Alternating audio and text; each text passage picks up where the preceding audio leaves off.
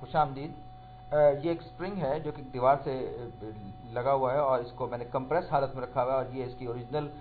Condition है, जबकि ये अनकंप्रेस्ड यानी कि बगैर दबी हुई नॉर्मल हालत में होता और इसने दबाने के नतीजे में यानी कि फोर्स लगाने के नतीजे में ये एक्स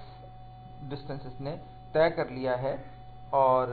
अभी हम डायरेक्शन के पॉजिटिव नेगेटिव होने की बात नहीं कर रहे, हो सकता है कि ये अब मैं इसको स्ट्रेच भी किए हुए होता, लेकिन फिलहाल मैं अपनी आसानी के लिए और जगह की सहूलत देखते हुए मैंने कहा है कि ये इसको मैंने कंप्रेस कर दिया और इसने एक्स यूनिट्स का जो फासला है वो इसने तय कर लिया है, डिस्प्लेसमेंट इसने एक्स कर लिया है। और अब मुझे ये देखना है कि ये मैंने इसको जो दबाया है या कंप्रेस किया है इसको मैं ग्राफ पर किस तरह से ले सकता हूं। तो मैं एक ग्राफ यहां पर अब आपके सामने बनाऊंगा। ये मेरा y एक्सिस आया और ये मेरा x एक्सिस आ गया। सही, अब मैं x एक्सिस पर मैं वो फासला लूंगा या वो डिस्प्लेसमेंट लूंगा जिस पर कि मैंने इसको कंप्रेस किया है, जबकि y एक्सिस पर मैं लूंगा वो फोर्स जो कि मैंने अप्लाई किया है मरहलावार इस स्प्रिंग को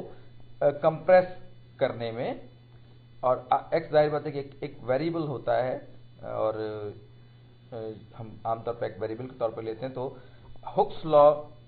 या स्प्रिंग लॉ जो हमें बताता है वो कहता है फोर्स रेस्टोरेटिव फोर्स, मैं एफ आर रेस्टोरेटिव फोर्स कह रहा हूं, वो बराबर होती है माइनस के टाइम्स एक्स, यानी कि एक्स जो है वो डिस्प्लेसमेंट है जबकि के जो है वो स्प्रिंग कांस्टेंट है। और ये रेस्टोरेटिव फोर्स जैसे कि मैंने पिछली वीडियो में भी आपको बताया था कि ये उस एक्चुअल फोर्स के अगेंस्ट या यूं कहिए कि ये उसकी रिएक्शनरी फोर्स होती है। अगर मैं कंप्रेस करूंगा तो ये फोर्स उसको फैलाने की कोशिश करेगी और अगर मैं इसको स्ट्रेच करूंगा तो ये उसको सुकेड़ने की, दोबारा स्ट्रेच कंप्रेस करने की कोशिश करके ओरिजिनल हालत में वापस लाने की कोशिश करेगी। तो कंप्रेसिव फोर्स जो है वो इसकी अपोजिट होगी, रेस्टोरेटिव फोर्स के अपोजिट होगी। लिहाजा फोर्स ऑफ कंप्रेशन को मैं कहूंगा कि एक्स, क्योंकि ये दोनों की दोनों इक्वल एंड अपोजिट फोर्सेस हैं जो कि न्यूटन के लॉ के मुताबिक है। तो ये मैं इसको एफ सी लिख रहा हूं यानी कि फोर्स ऑफ कंप्रेशन लिख रहा हूं। और ये जो एक्स है ये जैसे जैसे मैं फोर्स बढ़ाता जाऊंगा ये बढ़ता जाएगा और ये मैं यहाँ 0 पे था, फिर मैंने थोड़ी सी फोर्स लगाई और ये जो है ये थोड़ा सा फासला इसने तय कर लिया, थोड़ा सा कम कंप्रेस हो गया, फिर बढ़ते बढ़ते बढ़ते बढ़ते इसका कंप्रेशन जो था वो यहाँ तक इस डिस्प्लेसमेंट तक पहुंच गया जिस पर कि ये है। और मैं इसको x0 से मैं किसी एक पर्टिकुलर पॉइंट पर ले जाऊंगा और जाहिर बात है जब मैं 0 पे होऊंगा तो मैं कोई फोर्स नहीं लगाऊंगा, फोर्स जो होगी वो 0 होगी और फिर मैं बहुत मामूली सी, बहुत बहुत इन्फिनिटेसिमली स्मॉल फोर्स में लगाऊंगा, बहुत ही मामूली फोर्स मैं इस पर लगाऊंगा और ये थोड़ा सा इन्फिनिटेसिमली कंप्रेस हो जाएगा। तो इस ग्राफ पर अगर फोर्स जो है वो 0 से बहुत मामूली से ज्यादा होगी तो ये बहुत बहुत मामूली सा कंप्रेस होगा, बहुत मामूली सा डिस्प्लेसमेंट होगा जिसे हम कहेंगे इन्फिनिटेसिमली स्मॉल डिस्प्लेसमेंट होगा, इन्फिनिटेसिमली स्मॉल फोर्स लगाने के नतीजे में। बहरहाल ये क्योंकि मुझे यहाँ पर एक ग्राफ बनाना है तो मैं इसको जहन में रखते हुए अब मैंने कहा कि ये मैंने इस स्प्रिंग को 1 मीटर तक कंप्रेस किया और ये जो फार्मूला मेरे पास है स्प्रिंग कांस्टेंट स्प्रिंग इक्वेशन जो मेरे पास हुक्स इक्वेशन है उसके मुताबिक क्या हुआ कि ये जो है एक्स डिस्प्लेसमेंट अगर वह ये x1 है तो ये fc जो है वो k के बराबर होगा यानी कि 1k ये पॉइंट इसका ये यहां पर आ जाएगा। फिर मैंने कहा कि जी मैंने मजीद कुछ फोर्स लगाई और मैंने इस स्प्रिंग को मजीद कंप्रेस करके 2 मीटर तक कर दिया,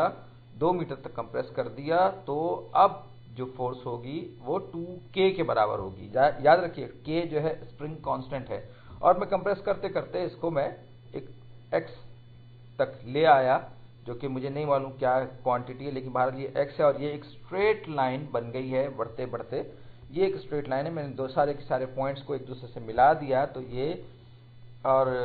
ये जो चीज है ये कंप्रेस होकर, ये जो स्प्रिंग है ये कंप्रेस होकर ये आ गया। और अभी मैं डायरेक्शन के नेगेटिव पॉजिटिव होने पे बहस नहीं कर रहा क्योंकि अभी मैं आपको किसी और चीज की तरफ लेकर जाना चाह रहा हूं, बताना चाह रहा हूं कि हो क्या रहा है। तो अब आप गौर कीजिए, तो ये जो एक्सेलरेशन या यूं कहिए कि मैं जो फोर्स लगा रहा हूं या रेस्टोरेटिव फोर्स जो है ये दोनों की दोनों फोर्सेस आपस में बराबर हैं, लिहाजा इसमें कोई ओवरऑल एक्सेलरेशन तो नहीं हो रहा होगा। लेकिन बहरहाल डिस्प्लेसमेंट थोड़ा बहुत हो रहा है और रेस्टोरेटिव फोर्स जो है वो कंप्रेसिव फोर्स के अगेंस्ट अप्लाई कर रही होगी। और जैसे जैसे आप ये बढ़ाते जाएंगे, डिस्प्लेसमेंट बढ़ाते जाएंगे या यूं कह के कंप्रेसिंग फोर्स बढ़ाते जाएंगे, वैसे वैसे रेस्टोरेटिव फोर्स भी बढ़ती जाएगी। और ये जो यहाँ पर मेरे पास जो रेस्टोरेटिव फोर्स जो मेरे पास होगी, ये मेरे पास एक इसका स्लोप होगा, इस लाइन का स्लोप जो है वो मेरे पास होगा, वो होगा k इस ग्राफ के हिसाब से। तो यहां पर मुझे ये एक कांस्टेंट मिल गया जो कि स्लोप है, और मैं फर्ज करता हूं कि ये x नॉट, यानी कि x नॉट दरअसल कोई भी पर्टिकुलर पॉइंट को डिनोट कर रहा है, यानी कि हम इस कोई x, याद रखिए x बिल्कुल एक जनरल चीज होती है, और जब मैं x नॉट या x1 x2 कर देता हूं तो ये कोई खास चीज बन जाए। तो ये अब इसको स्प्रिंग को कंप्रेस करने के नतीजे में मैंने वर्क किया, और वर्क क्या होता है, वर्क होता है फोर्स टाइम्स डिस्प्लेसमेंट, यानी कि फोर्स लगाई और डिस्प्लेसमेंट उसके नतीजे में हुआ वो होता है। और इस सूरत में क्या हुआ है, हम यहाँ जीरो से थोड़ा सा आगे बढ़े, हम थोड़ा सा डिस्प्लेसमेंट, हमें टोटल वर्क मालूम करना है कि इसको x नॉट तक पहुंचाने में, जीरो से x नॉट तक पहुंचाने में हमने टोटल वर्क कितना किया। तो अगर मैं थोड़ा सा इस पे फोर्स लगाता तो ये इतना वर्क इस पर हुआ होता, यानी कि इसने इतना वर्क किया होता इस फोर्स ने, जो कि इस छोटे से रेक्टेंगल का एरिया होता, यूं कहे कि इस छोटी सी ट्राइंगल के अंदर का एरिया होता। और अगर मैं थोड़ा सा और आगे बढ़ता तो ये थोड़ा सा और एक रेक्टेंगल या यूं कहिए कि एक ट्राइंगल का थोड़ा सा एरिया ये होता। और जैसे कि आपको पता है कि जब हम सम करते हैं तो वो total area under the curve जो होता है वो इंटीग्रल के बराबर होता है, अगरचे वो इंटीग्रल कैलकुलस की बात है। लेकिन जब हम इन सारे के सारे रेक्टेंगल्स को, इन्फिनिटेसिमली स्मॉल रेक्टेंगल्स को आपस में जमा कर लेंगे तो हमें इस लाइन के अंडर, इस लाइन के नीचे जितना का जितना एरिया है इंटीग्रल कैलकुलस की मदद से हमें मालूम हो जाएगा। लेकिन यहाँ मैं आपको इंटीग्रल कैलकुलस की तरफ अभी फिलहाल नहीं लेके जाऊंगा, क्योंकि मैं आपको सिर्फ ये समझाना, कुछ बात बताना चाह रहा हूं। तो वर्क डन जो है वो दरअसल वो है डिस्प्लेसमेंट टाइम्स फोर्स। तो ये मेरा डिस्प्लेसमेंट है और ये मेरी वो फोर्स है जो कि मैंने लगाई है इसको सिफर से x नॉट तक पहुंचाने में। तो इसकी आपको पता है कि एरिया ऑफ द ट्राइंगल जो होता है वो होता है बेस पर टाइम्स परपेंडिकुलर टाइम्स हाफ। तो ये इसका बेस x नॉट है, और यहां पर आप अगर इसके कोऑर्डिनेट्स देखें तो ये x नॉट के, मैं इसको सही कर लेता हूं, ये इसके कोऑर्डिनेट्स होंगे x नॉट के, सही। तो ये इसके कोऑर्डिनेट्स हैं, क्योंकि ये हम चलाते चले जा रहे हैं और हमने इस ग्राफ को ड्रॉ करके देखा तो ये x नॉट मीटर्स इसने फासला, अगर मीटर्स में तो इसने x नॉट मीटर्स फासला तय कर लिया होगा। तो अब एरिया अंडर द ट्राइंगल या एरिया ऑफ ट्राइंगल जो है वो कितना होगा, x नॉट टाइम्स k, और इसको मैंने हाफ से मल्टीप्लाई कर दिया तो ये हो जाएगा half k x not squared. और जो कैलकुलस जानते हैं उन्हें पता है कि ये दरअसल इंटीग्रल है k